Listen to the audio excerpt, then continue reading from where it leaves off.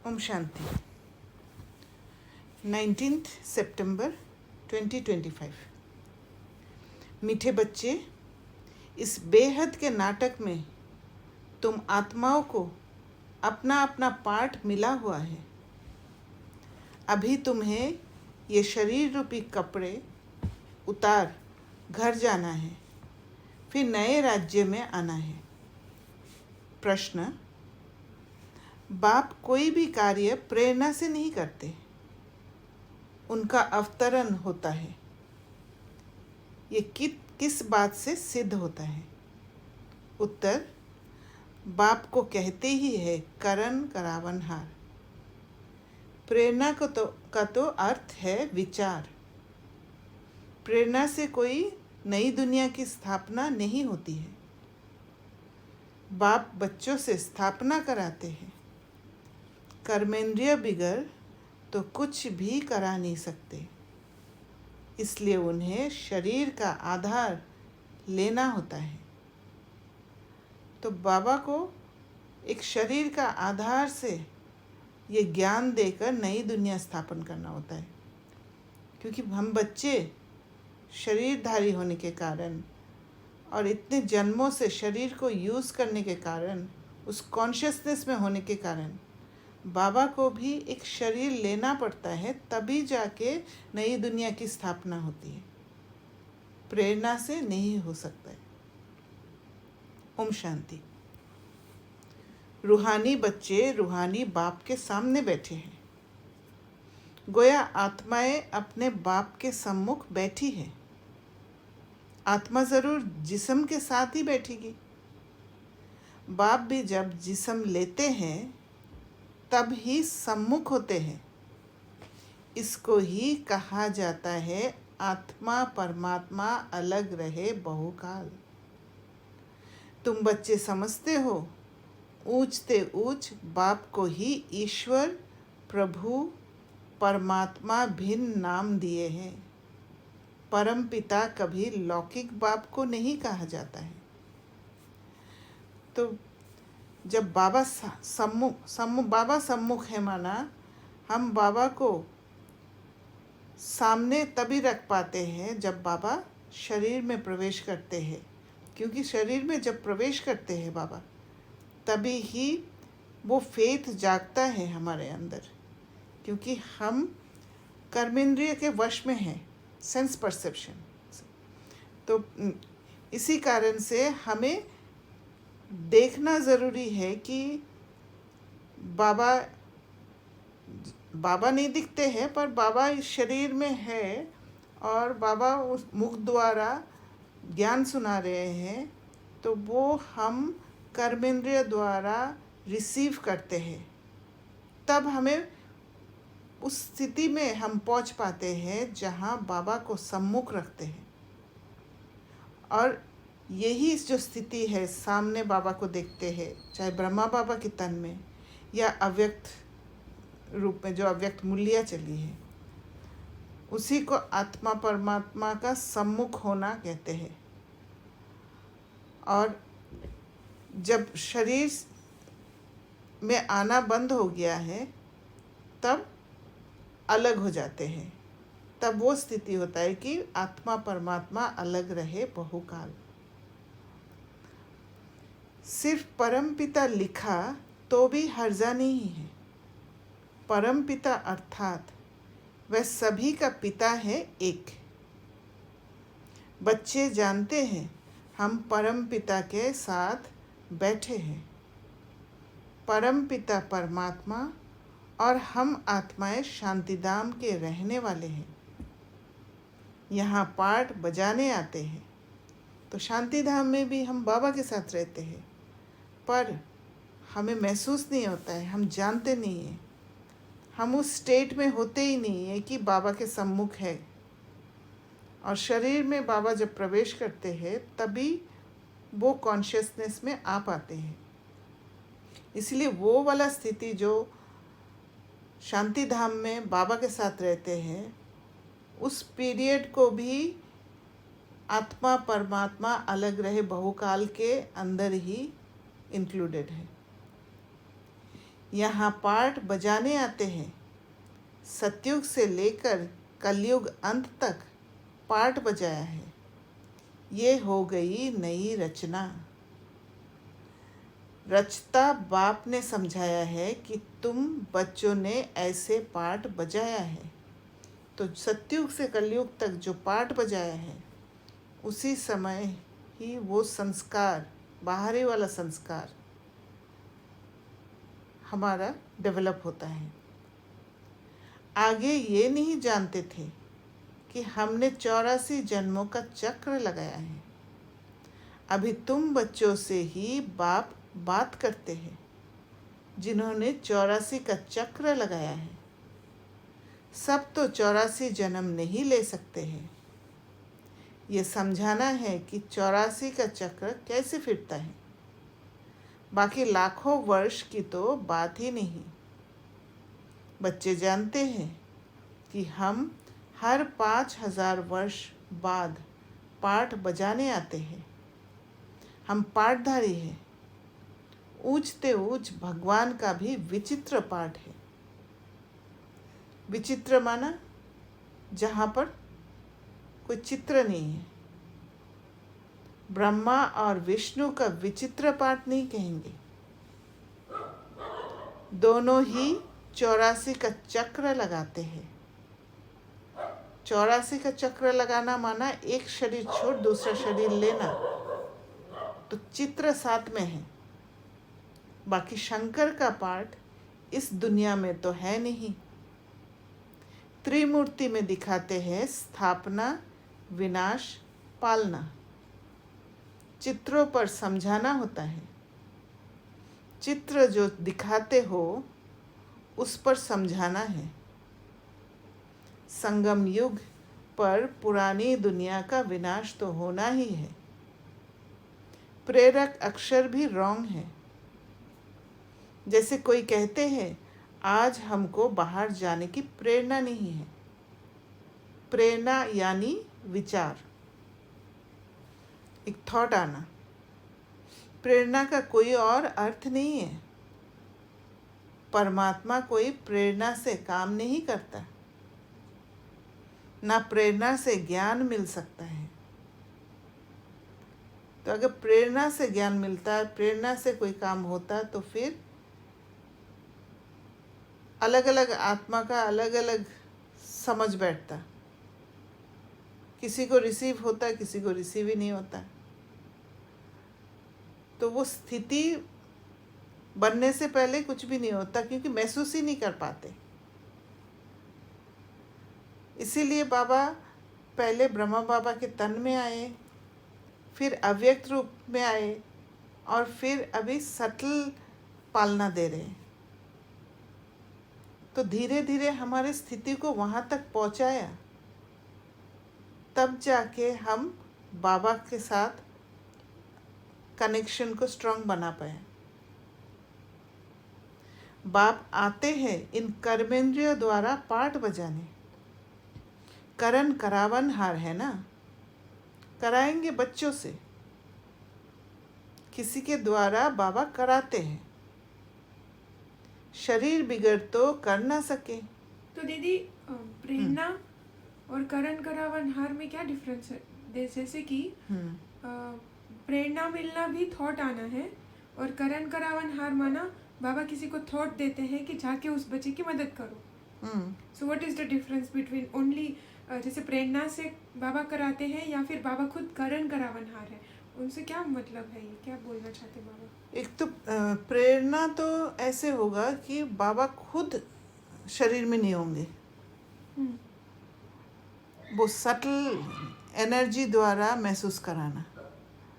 पर उसके लिए जिसको दे रहे हैं उसका भी वो फ्रीक्वेंसी बाबा के साथ मैच होना ज़रूरी है, बाबा का थॉट को कैच करने के लिए, बाबा का माइंड में टैप होने के लिए, राइट।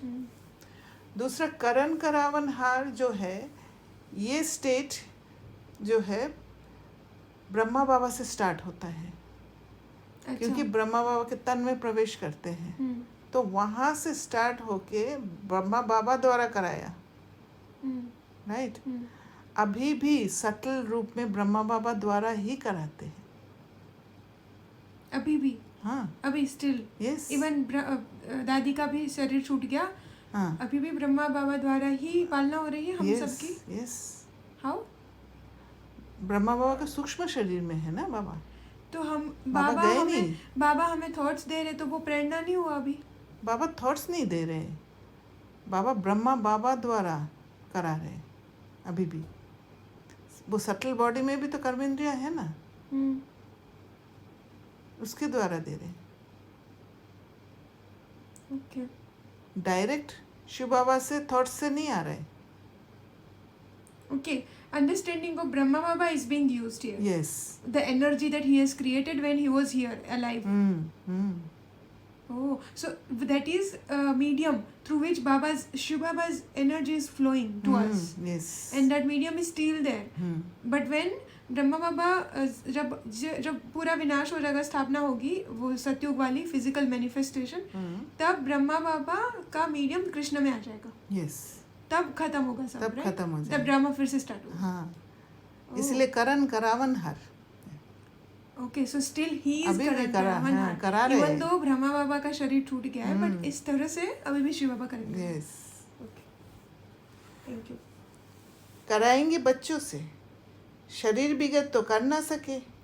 इन बातों को कोई भी जानते नहीं, ना ईश्वर बाप को ही जानते हैं। ऋषि मुनि आदि कहते थे हम ईश्वर को नहीं जानते, ना आत्मा को, ना परमात्मा बाप को, कोई में ज्ञान नहीं है। अब वो लोग क्यों नहीं जानते हैं ईश्वर मुनि? क्योंकि उनका पालना नहीं हुआ। ब्रह्मा बाबा पहले जैसे ज्ञान स्टार्ट हुआ तो फिर ब्रह्मा बाबा तन में आए। वो जो हम सेंसेस द्वारा परसीव करते हैं वो स्टेट है, उस स्टेट के हिसाब से बाबा आए, है ना। फिर बाबा अव्यक्त हुए, फिर दादी के तन में आए, उस हिसाब से पालना दिया। कैसे कैसे धीरे धीरे हमारा स्टेट को शिफ्ट किया, राइट, सेंस परसेप्शन से बियॉन्ड सेंस परसेप्शन में ले गए। और अब वो बियॉन्ड सेंस परसेप्शन वाला वो पार्ट चल रहा है। इसीलिए ऋषि मुनि को पता नहीं है ये सब। बाप है मुख्य क्रिएटर, डायरेक्टर, डायरेक्शन भी देते हैं, श्रीमत देते हैं। मनुष्य की बुद्धि में तो सर्वव्यापी का ज्ञान है। तुम समझते हो बाबा हमारा बाबा है, वो लोग सर्वव्यापी कह देते हैं, तो बाप समझ ही नहीं सकते। तुम समझते हो ये बेहद के बाप की फैमिली है। सर्वव्यापी कहने से फैमिली की खुशबू नहीं आती। आई थिंक ये जो पॉइंट है कि ऋषि मुनि नहीं समझ पाए और बाबा को हमने समझा, क्योंकि बाबा खुद आया बॉडी के अंदर।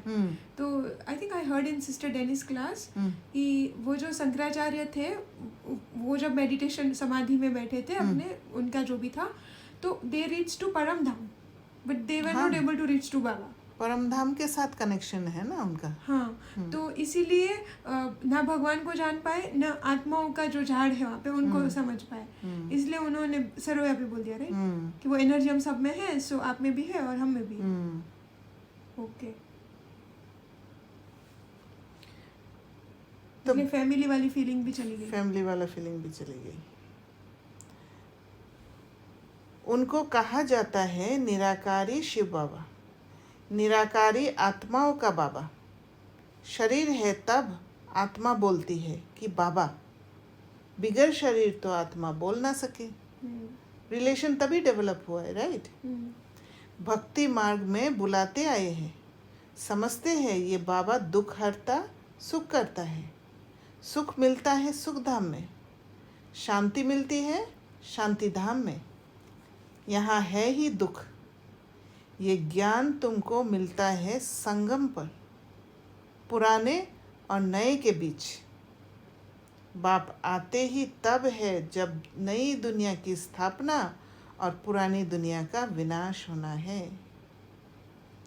पहले हमेशा कहना चाहिए नई दुनिया की स्थापना, क्योंकि नई दुनिया स्थापना जब होगी तभी पुराना का विनाश कर सकते हैं। नहीं तो बेघर हो जाएंगे। पहले पुरानी दुनिया का विनाश कहना रॉन्ग हो जाता है। अभी तुमको बेहद के नाटक की नॉलेज मिलती है। जैसे उस नाटक में एक्टर्स आते हैं तो घर से साधारण कपड़े पहनकर आते, फिर नाटक में आकर कपड़े बदलते हैं। फिर नाटक पूरा हुआ तो वे कपड़े उतार कर घर जाते हैं। यहाँ तुम आत्माओं को घर से अशरीरी आना होता है। यहाँ आकर ये शरीर रूपी कपड़े पहनते हो। हर एक को अपना अपना पार्ट मिला हुआ है। ये है बेहद का नाटक। अभी ये बेहद की सारी दुनिया पुरानी है, फिर होगी नई दुनिया। वह बहुत छोटी है, एक धर्म है। तुम बच्चों को इस पुरानी दुनिया से निकल फिर हद की दुनिया में, नई दुनिया में आना है, क्योंकि वहाँ है एक धर्म। अनेक धर्म, अनेक मनुष्य होने से बेहद हो जाती है। वहाँ तो है एक धर्म, थोड़े मनुष्य। एक धर्म की स्थापना के लिए आना पड़ता है। तुम बच्चे इस बेहद के नाटक के राज को समझते हो कि ये चक्र कैसे फिरता है। इस समय जो कुछ प्रैक्टिकल में होता है उसका ही फिर भक्ति मार्ग में त्योहार मनाते हैं। नंबरवार कौन कौन से त्योहार हैं ये भी तुम बच्चे जानते हो। ऊंचते ऊंच भगवान शिव बाबा की जयंती कहेंगे। वह जब आए तब फिर और त्योहार बने। शिव बाबा पहले पहले आकर गीता सुनाते हैं, अर्थात आदि मध्य अंत का ज्ञान सुनाते हैं। योग भी सिखाते हैं, साथ साथ तुमको पढ़ाते भी हैं। तो पहले पहले बाप आया, शिव जयंती हुई। तो संगम युग में, कलयुग के अंत में जैसे ही बाबा का अवतरण हुआ तो शिव जयंती हुई। फिर कहेंगे गीता जयंती। जैसे ही ज्ञान ब्रह्मा बाबा के मुख से निकाला तो गीता जयंती हुई। आत्माओं को ज्ञान सुनाते हैं तो गीता जयंती हो गई। तुम बच्चे विचार कर त्योहारों को नंबरवार लिखो।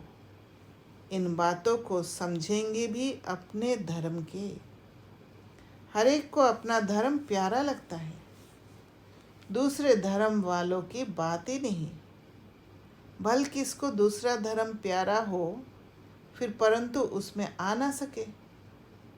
स्वर्ग में और धर्म वाले थोड़े ही आ सकते हैं। झार में बिल्कुल साफ है। जो जो धर्म जिस समय आते हैं फिर उस समय आएंगे। पहले बाप आते हैं, वही आकर राजयोग सिखलाते हैं। तो कहेंगे शिव जयंती, सो फिर गीता जयंती, फिर नारायण जयंती। और गीता ज्ञान सुन के नारायण बन जाते हैं, इसलिए नारायण जयंती, नारायण का जन्म। वह तो हो जाता है सतयुग, वो भी लिखना पड़े नंबरवार। ये ज्ञान की बातें हैं। शिव जयंती कब हुई वह भी पता नहीं है। ज्ञान सुनाया, जिसको गीता कहा जाता है, फिर विनाश भी होता है। जगदम्बा आदि की जयंती का कोई हॉलिडे नहीं है। मनुष्य किसी की भी तिथि तारीख आदि को बिल्कुल नहीं जानते हैं। लक्ष्मी नारायण राम सीता के राज्य को ही नहीं जानते। 2500 वर्ष में जो आए हैं उनको जानते हैं, परंतु उनसे पहले जो आदि सनातन देवी देवता थे उनको कितना समय हुआ कुछ नहीं जानते। 5000 वर्ष से बड़ा कल्प तो हो ना सके। आधा तरफ तो ढेर संख्या आ गई, बाकी आधा में इनका राज्य। फिर जास्ती वर्षों का कल्प हो कैसे सकता। 84 लाख जन्म भी नहीं हो सकते। वो लोग समझते हैं कलयुग की आयु लाखों वर्ष है। मनुष्य को अंधियारे में डाल दिया है। कहाँ सारा ड्रामा 5000 वर्ष का, कहाँ सिर्फ कलयुग के लिए कहते कि अभी 40,000 वर्ष शेष है। जब लड़ाई लगती है तो समझते हैं भगवान को आना चाहिए, लेकिन भगवान को तो आना चाहिए संगम पर। महाभारत लड़ाई तो लगती ही है संगम पर। तो ये जो हमारा पुरुषार्थ और जो इमोशंस के साथ हमें फेस करना होता है और युद्ध स्थल में भिन्न भिन्न तरीक़े से अपना प्रोटेक्शन करके स्किल सीखते हैं, वही है महाभारत लड़ाई। बाप कहते हैं मैं भी कल्प कल्प संगम युग पर आता हूँ। बाप आएंगे नई दुनिया की स्थापना, पुरानी दुनिया का विनाश कराने। नई दुनिया की स्थापना होगी तो पुरानी दुनिया का विनाश ज़रूर होगा। इसके लिए ये लड़ाई है। तो जैसे जैसे नई दुनिया की स्थापना होती है, नई दुनिया की स्थापना माना हमारे अंदर जो परिवर्तन आ रहे हैं, और वो परिवर्तन नई दुनिया की स्थापना करेगी। और एक तरफ नई दुनिया की स्थापना होते जाएगी परिवर्तन द्वारा, और एक दूसरी तरफ पुरानी दुनिया का विनाश होते जाएगा। इसमें शंकर के प्रेरणा आदि की तो कोई बात नहीं।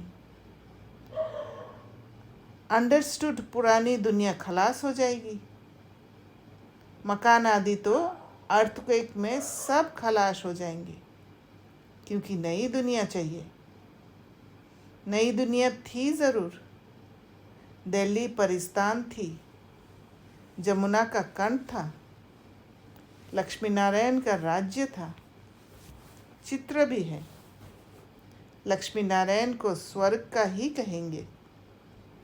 तुम बच्चों ने साक्षात्कार भी किया है कि कैसे स्वयंवर होता है। ये सब पॉइंट्स बाबा रिवाइज कराते हैं। अच्छा पॉइंट्स याद नहीं पड़ती है तो बाबा को याद करो। बाप भूल जाता है तो टीचर को याद करो। टीचर जो सिखलाते हैं वह भी ज़रूर याद आएगा ना। टीचर भी याद रहेगा, नॉलेज भी याद रहेगी, उद्देश्य भी बुद्धि में है। दीदी, बाप को याद करना और बाप को एज अ टीचर याद करना, उसमें क्या वो याद में क्या डिफरेंस है? जैसे बाप को याद करना है, एक पिता है, जैसे पिता समझते हैं तो ऐसे लगता है कि बाबा का वर्षा मिल रहा है मुझे, है ना। बाबा के पास जो भी प्रॉपर्टी है वो मेरा है। एक बिलोंगिंगनेस फील होता है। और बाबा जब होता है तो एक गार्जियन का एक छाया जैसा महसूस होता है ना। पिता है, ही इज़ प्रोटेक्टिंग मी, है ना, ये एक महसूस होगा। फिर एक संबंध, एक स्ट्रॉन्ग संबंध होता है बाबा के साथ, बाप के साथ, राइट। और फैमिली फीलिंग होता है। पर जैसे टीचर होते हैं, टीचर होने के समय तब मैं स्टूडेंट बन जाती हूँ। हर पल सीखने के लिए तैयार, कुछ सीखना है, कुछ बात आया सामने, इससे मैं क्या सीख सकती हूँ। तो फिर टीचर के साथ कनेक्ट होते हैं, या कोई कहीं पर मुझे चलना है, उस रास्ते पे एक नया रास्ता है, तो बाबा याद आएगा। बाबा मुरली में क्या कहते हैं, मतलब बाबा टीचर के रूप में बाबा याद आएंगे कि बाबा मुरली में क्या कहते हैं, कि बाबा ऐसे समझाते हैं। तो वो टीचर के रूप में कनेक्ट हो जाएगा। हाँ, फिर हम इम्प्लीमेंट, स्पेशली इम्प्लीमेंट करते समय हम टीचर के रूप में होते हैं, तो या पढ़ाई करते, चर्निंग करते, तब जब कमज़ोर होते हैं तो जब बाप को याद करेंगे बाप के रूप में, तो वो शक्ति मिलेगा। Yes, right. हाँ, वर्षा है ना वो, प्रॉपर्टी मेरा।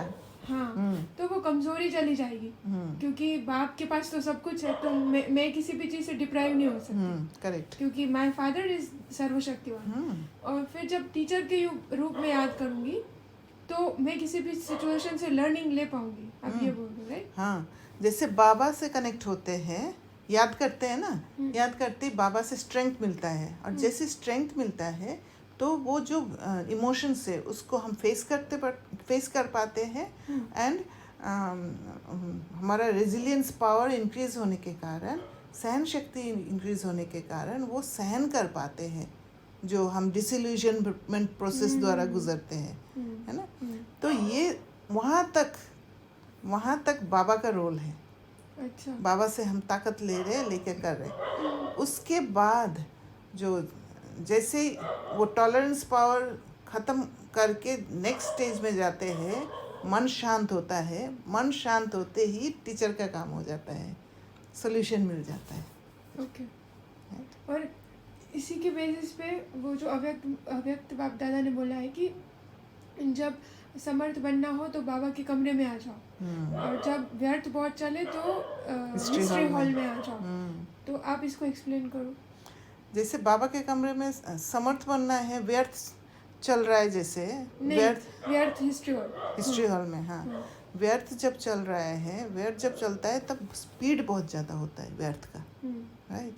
तो इसलिए हिस्ट्री हॉल में जब जाते हैं तो वो हिस्ट्री को देखते हैं, राइट। वो सारे फोटोज को देखते हैं, वो बाबा की मेमोरीज याद आती है। हाँ, तो एक शिफ्ट हो जाते हैं। बाबा की मेमोरीज जब जाते हैं उस फ्रीक्वेंसी में हम चले जाते हैं, राइट। तो फ्रीक्वेंसी, भावना आने लगती है, वो जो पुराने गीत बाबा के वो याद आते हैं उस टाइम। और कैसे दादी लोग कैसे उनके साथ थे, ये सारा कुछ हो जाता है। इमोशंस, वो प्योर इमोशंस अटैच्ड है उसके साथ। ये सिर्फ व्यर्थ से निकलने का एक रास्ता है। ओके।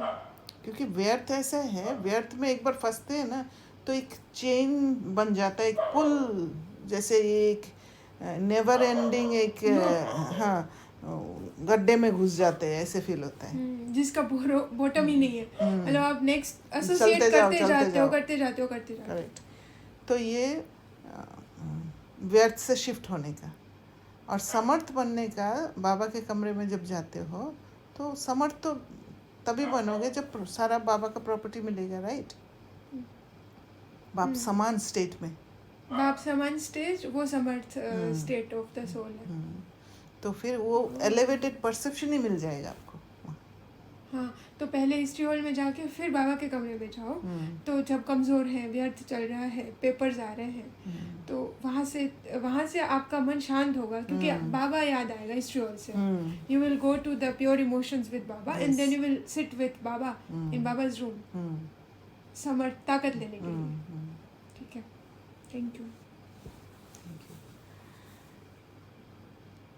तो बाबा ने कहा ये सब पॉइंट तुम बच्चों ने साक्षात्कार भी किया है कि कैसे स्वयंवर होता है। ये सब पॉइंट्स बाबा रिवाइज कराते हैं। अच्छा पॉइंट्स याद नहीं पड़ती है तो बाबा को याद करो, बाप भूल जाता है तो टीचर को याद करो।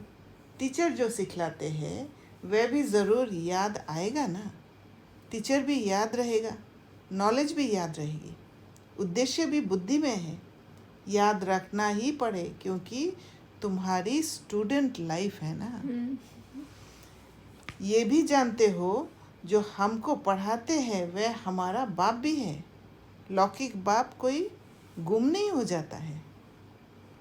लौकिक, पारलौकिक और फिर ये है अलौकिक, इनको कोई याद नहीं करते। लौकिक बाप से तो वर्षा मिलता है, अंत तक याद रहती है।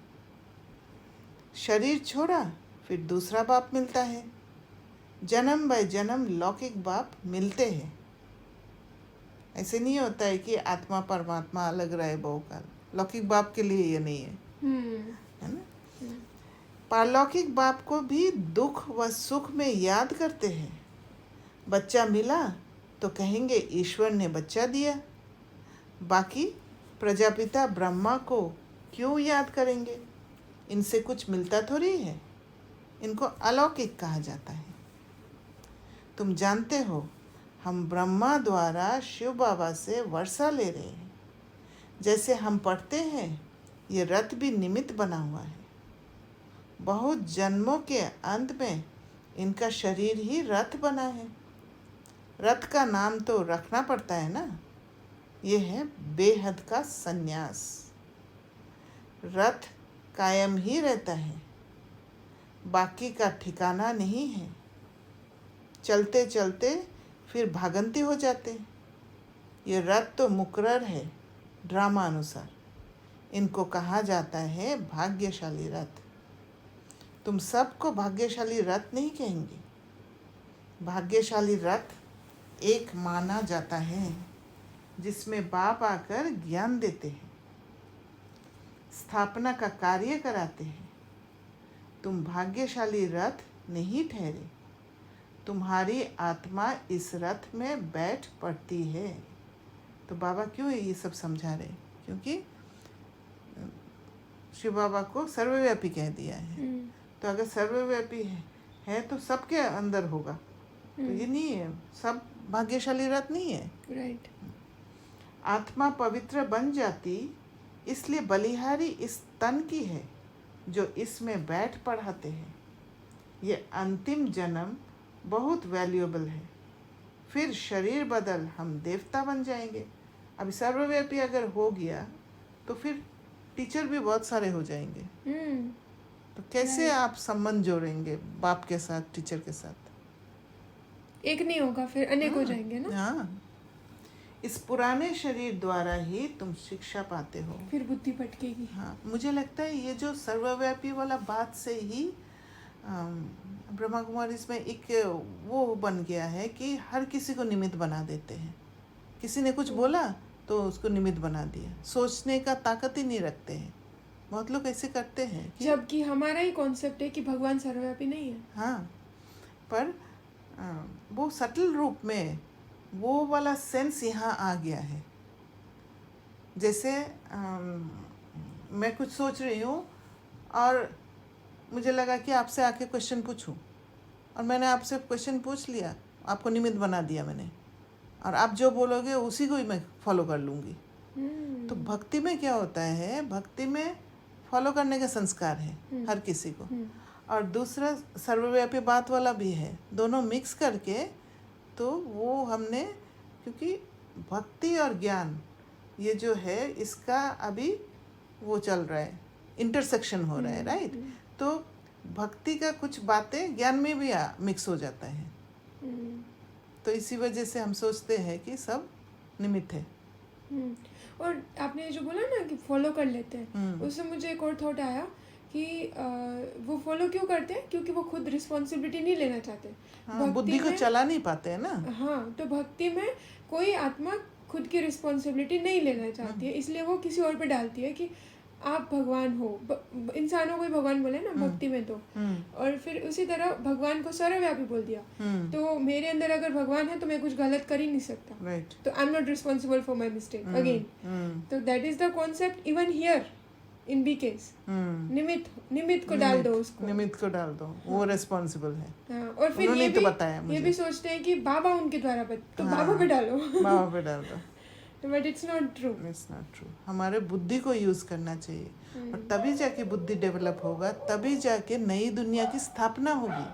क्योंकि नई दुनिया की स्थापना के लिए बुद्धि की ज़रूरत है। दिव्य बुद्धि को डेवलप करना होता है, तभी ना जाके वहाँ पर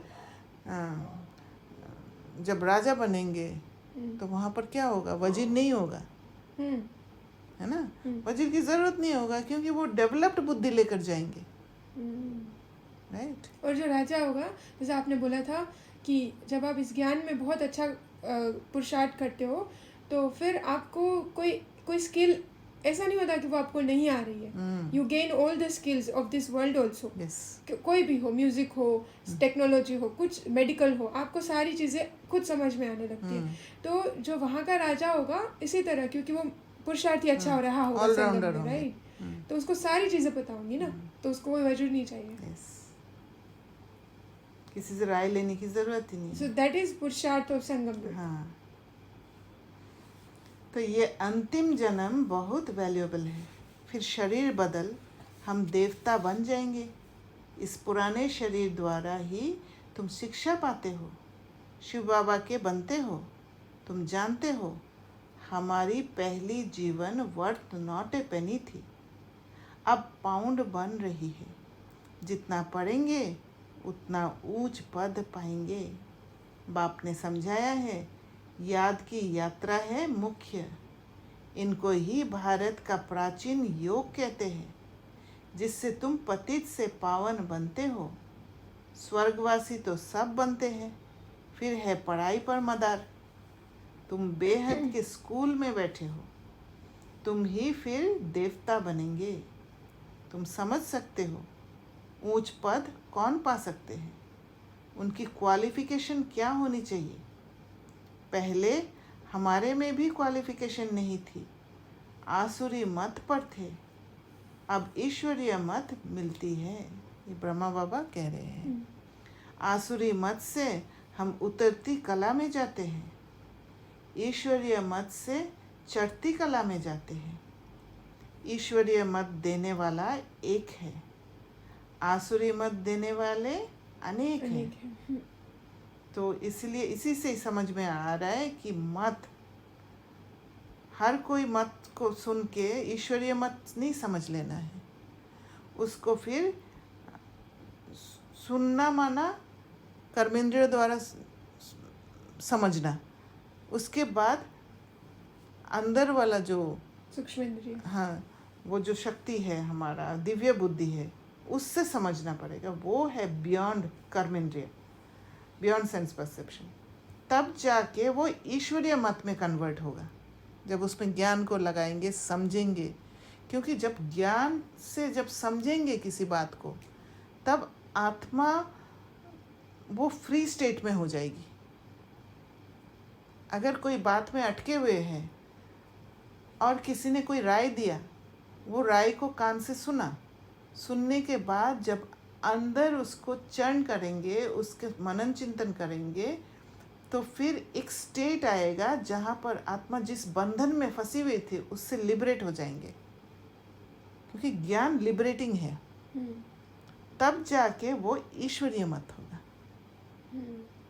तब कहेंगे कि ईश्वरीय मत को समझ पाए हैं, नहीं तो वो आसुरी मत रहेगा। माँ बाप, भाई बहन, टीचर, गुरु, कितनों की मत मिलती है। अभी तुमको एक की मत मिलती है जो 21 जन्म काम आती है। तो ऐसे श्रीमत पर चलना चाहिए ना। जितना चलेंगे उतना श्रेष्ठ पद पाएंगे, कम चलेंगे तो कम पद। श्रीमत है ही भगवान की, ऊंचते ऊंच भगवान ही है, जिसने श्री कृष्ण को ऊंचते ऊंच बनाया, फिर नीचते नीच रावण ने बनाया। बाप गोरा बनाते हैं और फिर रावण सावरा बनाते हैं। बाप वर्षा देते हैं, वह तो है ही वाइसलेस। देवताओं की महिमा गाते हैं सर्वगुण संपन्न। सतयुग में आत्मा और शरीर दोनों पवित्र होते हैं। देवताओं को सब जानते हैं, वो संपूर्ण निर्विकारी होने के कारण संपूर्ण विश्व के मालिक बनते हैं। अभी नहीं है, फिर बन रहे हैं। बाप भी संगम युग पर ही आते हैं। ब्रह्मा के द्वारा ब्राह्मण, ब्रह्मा के बच्चे तो तुम सब ठहरे। वह है ग्रेट ग्रेट ग्रैंडफादर। बोलो, प्रजापिता ब्रह्मा का नाम नहीं सुना है? परमपिता परमात्मा ब्रह्मा द्वारा ही सृष्टि रचेंगे ना। ब्राह्मण कुल है, ब्रह्मा मुख वंशावली भाई बहन हो गए। यहाँ राजा रानी की बात नहीं। ये ब्राह्मण कुल में तो संगम का थोड़ा समय चलता है। राजाई ना पांडवों की है ना कौरव की है, क्योंकि ये संगम युग में ही पांडव और कौरव होते हैं। तो राजाई जब संपूर्ण हो जाते हैं, जब वो बुद्धि डेवलप हो जाता है, तब जाके नई दुनिया में राजाई मिलता है। अभी राजाई नहीं है। अच्छा, मीठे मीठे सिखिलदे बच्चों प्रति माता पिता बाप दादा का याद प्यार और गुड मॉर्निंग। रूहानी बाप की रूहानी बच्चों को नमस्ते। हम रूहानी बच्चों की रूहानी बाप दादा को याद प्यार, गुड मॉर्निंग और नमस्ते। धारणा के लिए मुख्य सार। पहला पॉइंट, 21 जन्म श्रेष्ठ पद का अधिकारी बनने के लिए सब आसुरी मतों को छोड़ एक ईश्वरीय मत पर चलना है। संपूर्ण वाइसलेस बनना है। थोड़ा सा भी इमोशन मिक्स होगा मत में तो फिर वो ईश्वरीय मत नहीं होगा, वो आसुरी मत होगा। दूसरा पॉइंट, इस पुराने शरीर में बैठ बाप की शिक्षाओं को धारण कर देवता बनना है। ये है बहुत वैल्यूएबल जीवन।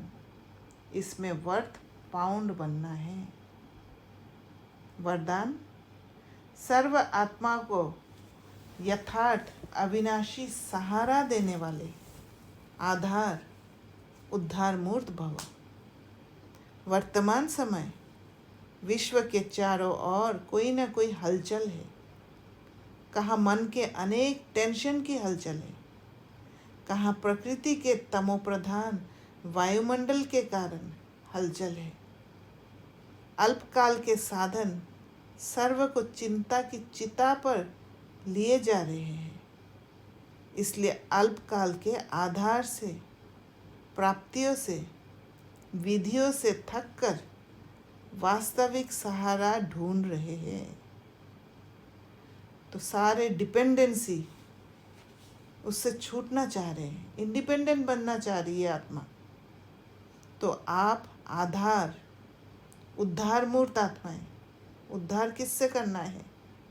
जो डिपेंडेंसी है उससे उद्धार करना है। उन्हें श्रेष्ठ अविनाशी प्राप्तियों की यथार्थ वास्तविक अविनाशी सहारे की अनुभूति कराओ। अधीनता से छुड़ाकर स्वाधीन बनाना है।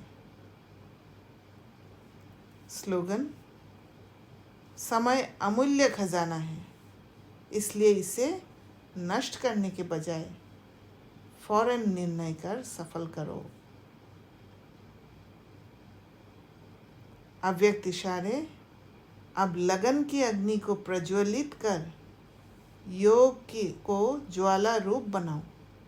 जैसे सूर्य की किरणें फैलती है, वैसे ही मास्टर सर्वशक्तिवान की स्टेज पर शक्तियों व विशेषताओं रूपी किरणें चारों ओर फैलती अनुभव करें। इसके लिए मैं मास्टर सर्वशक्तिवान हूँ, विघ्न विनाशक आत्मा हूँ।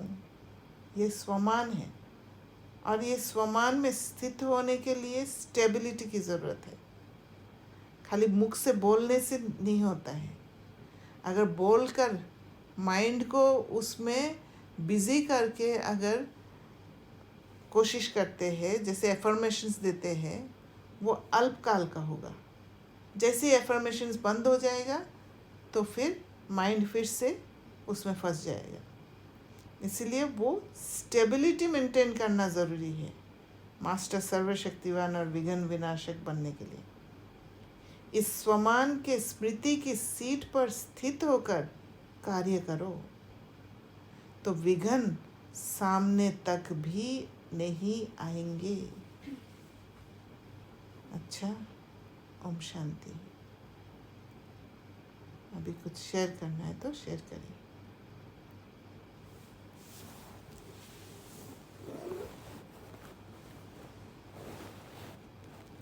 दीदी, ओम शांति भक्ति बहन बोलिए।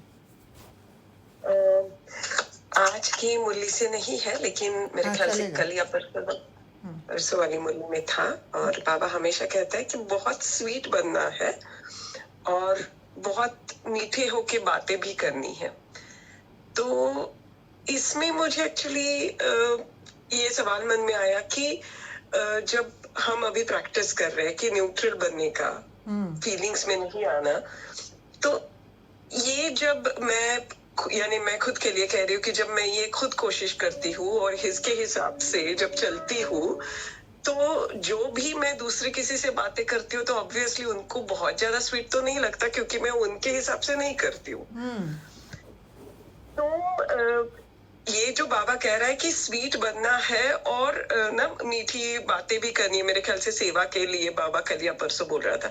तो ये कैसे, how do I perceive it, मैं प्रैक्टिकली इसको कैसे इम्प्लीमेंट करूँ?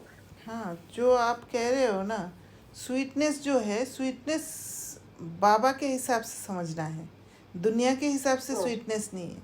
दुनिया के हिसाब से स्वीटनेस तो बाहरी रूप से होता है, अंदर कड़वापन होता है, राइट।